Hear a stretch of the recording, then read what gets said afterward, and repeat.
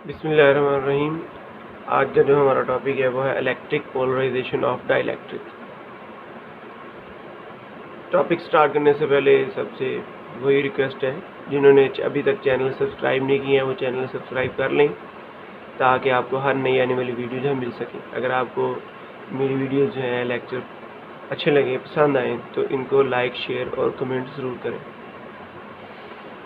तो आज का जो हमारा टॉपिक है वो है इलेक्ट्रिक पोलराइजेशन ऑफ डाइलेक्ट्रिक। तो इनमें हम पोलराइजेशन और डाइलेक्ट्रिक मेन पॉइंट जो है ये हम सीखेंगे, और इसके साथ साथ हम ये देखेंगे कि पैरेलल प्लेट कैपेसिटर के अंदर जो हमने ये कहा था कि पैरेलल प्लेट कैपेसिटर की जो कैपेसिटेंस है वो डिपेंड करती है मीडियम के ऊपर, और मीडियम प्लेस करने से इसकी कैपेसिटेंस इंक्रीज हो जाती है।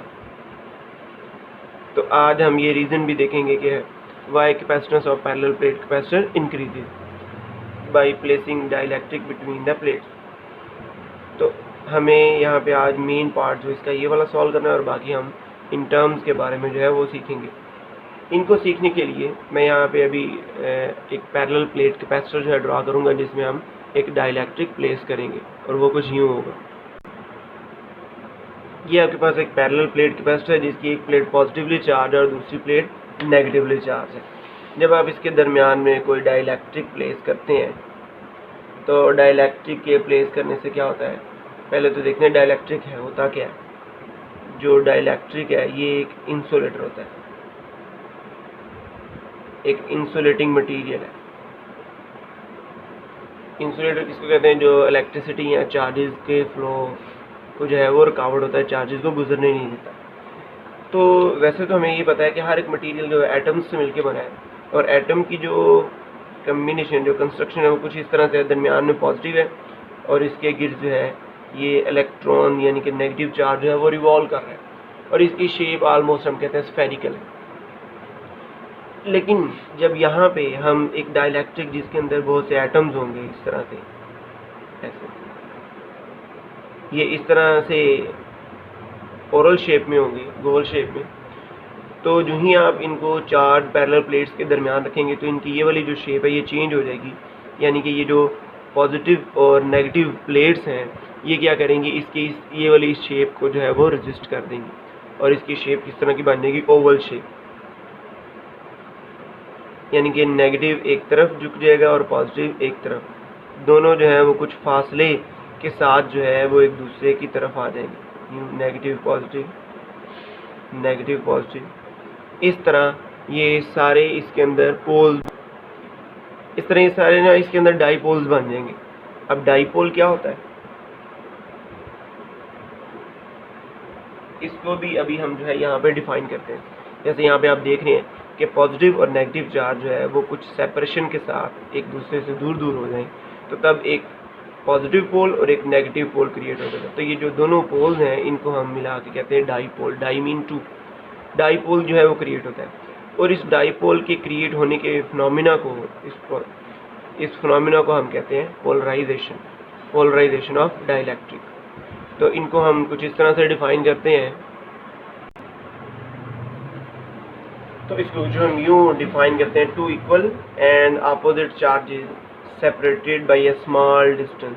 To equal and opposite charges separated by a small distance makes a dipole. तो ये आपके पास क्या है, एक डाइपोल है।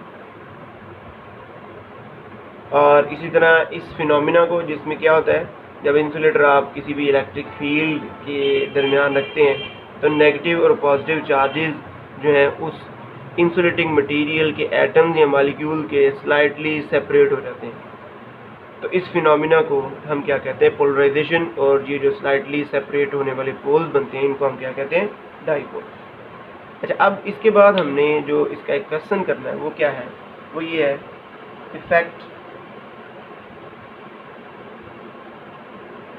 effect of polarization on capacitance, on capacitance of capacitor। ये अब आपका नेक्स्ट वाला एम है कि हमने ये बताना है कि इसका इफेक्ट जो है वो क्या है। उसके लिए मैं यहाँ पे कुछ टर्म्स जो है वो डिफाइन करूँगा, कुछ एक्सप्लेनेशन करूँगा कि कैपेसिटेंस जो है, कैपेसिटर की किस तरह से जो है वो वेरी हो जाती है बाई प्लेसिंग अ डाइलेक्ट्रिक। तो सपोज हमने ये डाइलेक्ट्रिक प्लेस किया, इसके अंदर डाइपोल्स क्रिएट हो गए, तो क्या होता है इन डाइपोल्स के क्रिएट होने से, इन डाइपोल्स के जो चार्जेस हैं, कुछ पोल्स हैं, या ये क्या करते हैं, इन प्लेट्स के चार्जेस के साथ खुद को न्यूट्रलाइज कर लेते हैं। ये इसके नेगेटिव और पॉजिटिव जो हैं ये एक दूसरे को क्या करेंगे, न्यूट्रलाइज किस तरह से, पहले इन पॉजिटिव प्लेट्स के सारे चार्जेस का इलेक्ट्रिक फील्ड इनके साथ कनेक्टेड था। जब डाइलेक्ट्रिक प्लेस किया तो कुछ चार्जेस का इलेक्ट्रिक फील्ड इन डाइपोल्स के साथ मिलके खुद को न्यूट्रलाइज कर रहा है, यानी कि यहाँ पे इन चार्जेस का इफेक्ट जो है वो क्या हो रहा है, ख़त्म। तो ओवरऑल अगर हम यहाँ पे की कहें कि दोनों प्लेट्स के ऊपर चार्ज की कंसंट्रेशन जो है वो कम हो गई है, तो ये गलत नहीं होगा। यानी कि ओवरऑल हम यहाँ पे क्या बता रहे हैं, concentration due to dielectric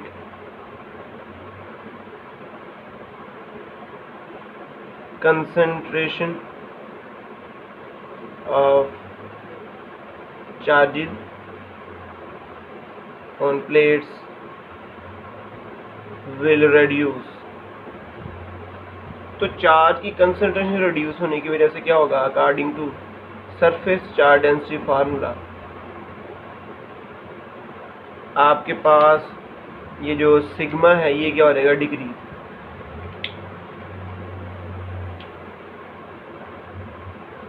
sigma decrease हो जाएगा, और सिग्मा डिक्रीज होने से हम जानते हैं कि electric field between two oppositely charge parallel plate गाज़िला की थर्ड एप्लीकेशन में हमने ये डिफाइन किया हुआ है। तो इसके मुताबिक जब सिग्मा इलेक्ट्रिक फील्ड के साथ डायरेक्ट रिलेशन में है तो ये जो इलेक्ट्रिक फील्ड है ये भी हमारे पास क्या हो जाएगा, डिक्रीज। और इसी तरह जो इलेक्ट्रिक फील्ड डिक्रीज हुआ है डाइलेक्ट्रिक प्लेस करने से, in the same way potential between the plates जो है ये भी इलेक्ट्रिक फील्ड के साथ रिलेट करता है, डायरेक्ट रिलेशन में है, ये भी क्या हो जाएगा, डिक्रीज हो जाएगा। तो डाइलेक्ट्रिक प्लेस करने से सरफेस चार्ज डेंसिटी डिक्रीज हुई, इलेक्ट्रिक फील्ड डिक्रीज हुआ और पोटेंशियल डिफरेंस भी डिक्रीज हो गया। तो एट दी एंड अगर हम अब कैपेसिटेंस का फार्मूला देखें, तो capacitance C is equal to Q/V। यहाँ पे देखिए तो इनिशियली हमने कहा था चार्ज डिक्रीज हुआ, चार्ज डिक्रीज होने से क्या हुआ, पोटेंशियल।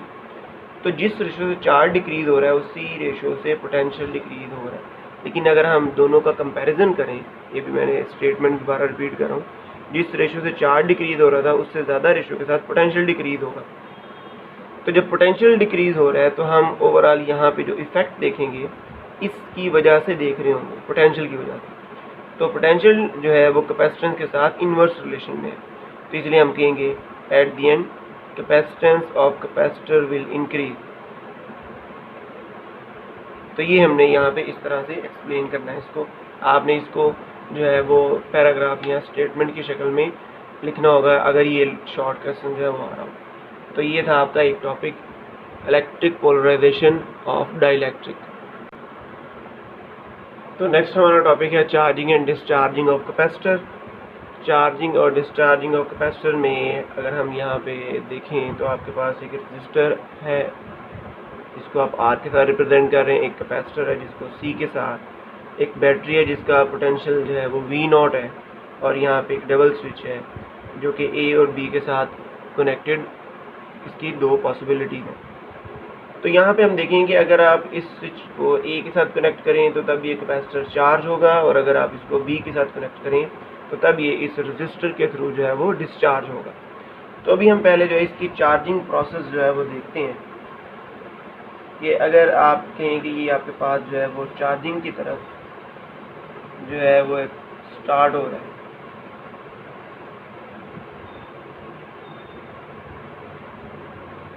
चार्जिंग केस में क्या होगा, इनिशियली आप इसको A के साथ कनेक्ट करेंगे और यहाँ पे जो करंट का फ्लो है वो कुछ इस तरह से होगा। यहाँ से पॉजिटिव चार्जेस जो है इस तरफ फ्लो करेंगे और इस तरह से अपना सर्किट मुकम्मल कर लेंगे। यानी कि यहाँ से पॉजिटिव चार्ज, इधर से नेगेटिव चार्जेस जो है वो कैपेसिटर की प्लेट्स के ऊपर जो है वो डिपॉजिट होंगे। और ये जो इसकी डिपॉजिटेशन है चार्जेस की कैपेसिटर के प्लेट के ऊपर, ये इमीडिएटली नहीं होगी, ये ग्रेजुअली होगी। यानी कि आहिस्ता आहिस्ता जो ये बैटरी है ये अपनी चार्जेस को इसके ऊपर डिपॉजिट करेंगे। और एट दी एंड अगर हम कहें कि उसने V0 पोटेंशियल यहाँ पे अचीव कर ली है, तो तब कैपेसिटर की प्लेट जो है उनके ऊपर चार्ज जो स्टोर होगा उसको आप कह देंगे Q0 CV0। Q is equal to CV से Q0 यहाँ पे रिप्रेजेंट कर रहा है मैक्सिमम स्टोर्ड चार्ज, मैक्सिमम जितना चार्ज इसके अंदर स्टोर हो सकता है। और V0 मैक्सिमम पोटेंशियल को जो है वो रिप्रेजेंट कर रहा है जो कि आपने एक्सटर्नली सप्लाई किया होगा। तो अगर हम इस चार्जिंग को R और C के साथ रिलेट करें कि इसमें कैपेसिटर की कैपेसिटेंस कितनी थी और जो आपने सर्किट के अंदर रेजिस्टेंस अटैच की है, इसकी वैल्यू जो है वो इसकी चार्जिंग या डिस्चार्जिंग के साथ किस तरह से रिलेट करती है, तो उसके लिए हम यहाँ पे ग्राफ ड्रॉ करते हैं, graph between Q and T के चार्ज की स्टोरेज और इसका जो टाइम ऑफ चार्जिंग है इनके साथ क्या रिलेशन होगा RC के रिस्पेक्टिवली, वो हम कुछ यूँ लिखेंगे। तो यहाँ पे जो चार्जिंग और डिस्चार्जिंग के रिस्पेक्टिव हम कंपैरिजन कर रहे थे, तो चार्जिंग की भी हम बात कर रहे हैं। तो चार्जिंग के लिए हम चार्ज और टाइम के दरमियान एक ग्राफ ड्रॉ करते हैं। इसमें आपके पास एक टाइम कांस्टेंट वाली जो है वो इक्विलिब्रियम वैल्यू होती है 0.63 times of Q0। 0.63 times of Q0 क्या है, इसको हम कहते हैं टाइम कांस्टेंट। और टाइम कांस्टेंट क्या होता है, time at which capacitor charges to its maximum value का 63% चार्ज हो जाए।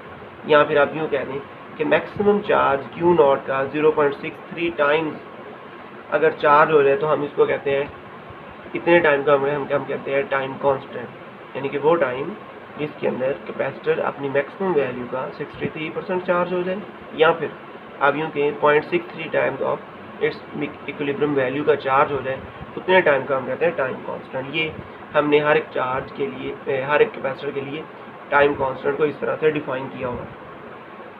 अब यहाँ पे बात आ जाती है R और C।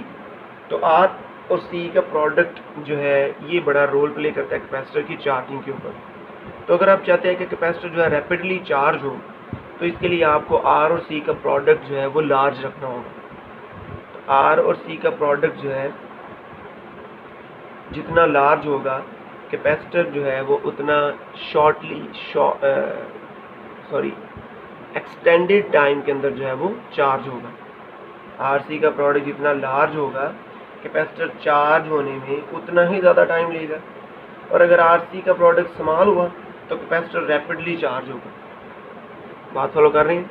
अगर RC का प्रोडक्ट स्मॉल हुआ तो कैपेसिटर रैपिडली चार्ज होगा, और अगर RC का प्रोडक्ट लार्ज हुआ तो कैपेसिटर ने स्लोली चार्ज होना है, टाइम ज़्यादा लगेगा उसको 0.63 टाइम्स ऑफ Q0 वैल्यू को अचीव करते हुए। तो हमने RC का प्रोडक्ट जो है वो डिफाइन करते हुए बताया कैपेसिटर का चार्जिंग टाइम भी। इसी तरह अब हम डिस्चार्जिंग की तरफ आएंगे। तो डिस्चार्जिंग में आपको जस्ट क्या करना होगा, यहाँ पे इस टर्म को इसके साथ अटैच करना है। तो तब आपके पास जो कैपेसिटर चार्ज हुआ था वो इसी पाथ के थ्रू जो है वो डिस्चार्ज हो जाएगा, इस रजिस्टर के थ्रू डिस्चार्ज होगा। रजिस्टर का मतलब कोई भी एनर्जी डेसिपेटिंग डिवाइस होती है, वो वेदर आपका फ़ैन हो सकता है, मोटर हो सकती है, या कोई लाइट हो सकती है। तो डिस्चार्जिंग भी उसी रेशो के साथ जो है वो यहाँ पे होगी। अच्छा, अब ये जब डिस्चार्जिंग हुई है इसकी, तो डिस्चार्जिंग में भी हम अब देखेंगे कि इसका R और C का प्रोडक्ट क्या रोल प्ले करता है। तो हम R और C के प्रोडक्ट में अगर हम देखें तो इस तरफ आपके पास था Q और इस तरफ आपके पास क्या है T, और यहाँ पे आपके पास है उसका 0.63 टाइम्स जो भी था। अब हम इसकी डिस्चार्जिंग के हवाले से जो है वो ग्राफ को प्लॉट करेंगे। तो जो इसकी डिस्चार्जिंग है यहाँ पे फर्ज कर लें, उसका जो है वो टाइम कांस्टेंट है। ये हमने इसके इस टाइम कांस्टेंट से लेके आगे ग्राफ को रिप्रेजेंट करना है।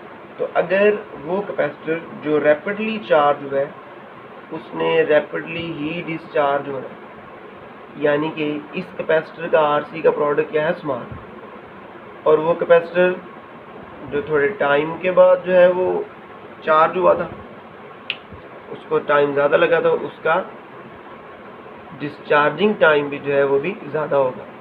तो हम कहेंगे स्मॉल आरसी, इसको हम क्या कहेंगे, लार्ज आरसी। तो इन शॉर्टली हम इसको क्या कह सकते हैं, रैपिड चार्ज, रैपिडली चार्ज ज़्यादा बेटर है, और इसको आप क्या कहेंगे, स्लोली चार्ज। और इसी तरह ये भी रैपिडली डिस्चार्ज, और ये जो है वो स्लोली डिस्चार्ज होगा। तो जो कैपेसिटर जितनी तेज़ी के साथ चार्ज होता है वो उसी रजिस्टर के साथ अगर कनेक्टेड हो तो उतने ही स्लोली जो है या रैपिडली जो है वो डिस्चार्ज होगा। तो ये हमने चार्जिंग और डिस्चार्जिंग को जो है एक दूसरे के साथ डिफाइन किया। इनके चार्जिंग और डिस्चार्जिंग के हवाले से हम इक्वेशंस भी ड्रॉ करते हैं। इक्वेशन लिखते हैं कि किसी भी पर्टिकुलर टाइम पे अगर आप इनकी इक्वेशन लिख रहे हो कि अब इसके ऊपर कितना चार्ज स्टोर हुआ है पर्टिकुलर टाइम के रिस्पेक्टिवली, वो इक्वल है Q is equal to Q naught 1 minus e raise to power minus t over R C. ये आपके पास है चार्जिंग का। और डिस्चार्जिंग के लिए किस रेशो के साथ चार्ज डिस्चार्ज होगा, उसमें आपके पास ये 1 वाला कंपोनेंट जो है वो नहीं आता। इसकी जो फर्दर डिटेल है वो आप नेक्स्ट क्लासेस के अंदर जो है पढ़ेंगे। अभी फ़िलहाल जो है वो इसमें इतना ही आप जो है वो याद रखें कि इस तरह से ये आपके पास दो इक्वेशन आएंगी Q और Q नॉट की।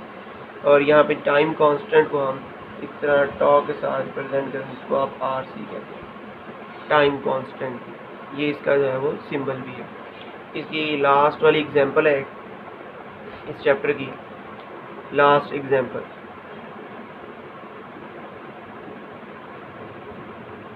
वो बहुत इम्पोर्टेंट है, इम्पोर्टेंट इस वाले से शॉर्ट क्वेश्चन के बारे में, जिसमें शॉर्टली आपने ये शो करना है कि ohm times coulomb is equal to second.